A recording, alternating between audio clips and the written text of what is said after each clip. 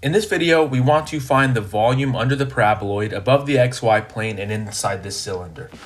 Okay, so really to be able to do this problem, I think unless you're just gonna kind of make good guesses, you need to be able to visualize what's going on here. So you need to understand what the paraboloid z equals x squared plus y squared looks like and the cylinder too.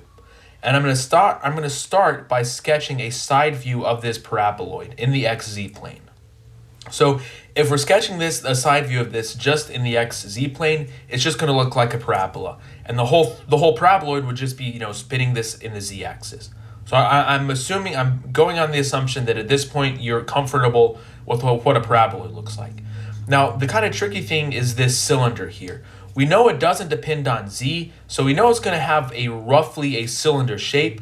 Now we want to ask the question, what is the base going to look like? So we're going to we're going to sketch this region in the xy plane.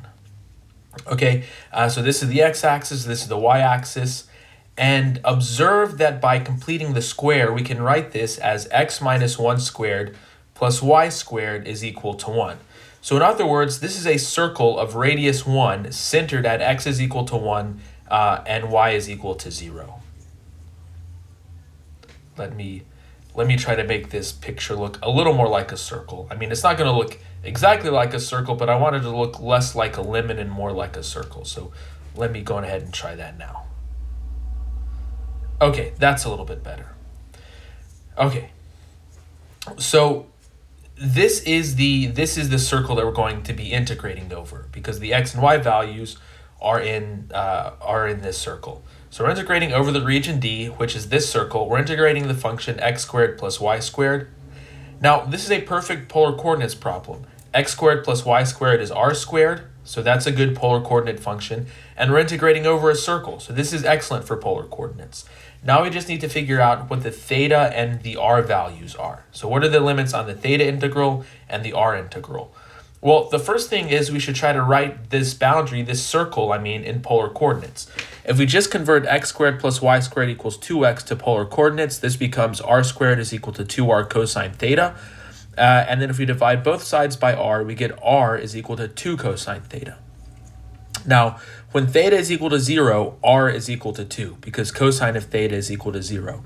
And then as theta goes from 0 to pi over 2, r will go from this point 2 to the origin, and then as theta goes from pi over 2 to pi, we get the bottom half of this circle.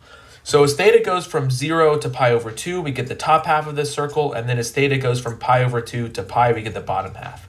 If you did theta goes from 0 to 2 pi, you'd trace out the circle twice.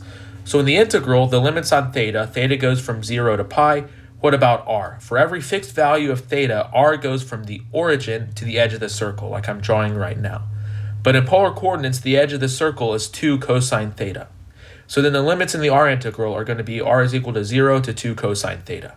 X squared plus y squared is r squared, and then we have the r dr d theta for the polar coordinates integral.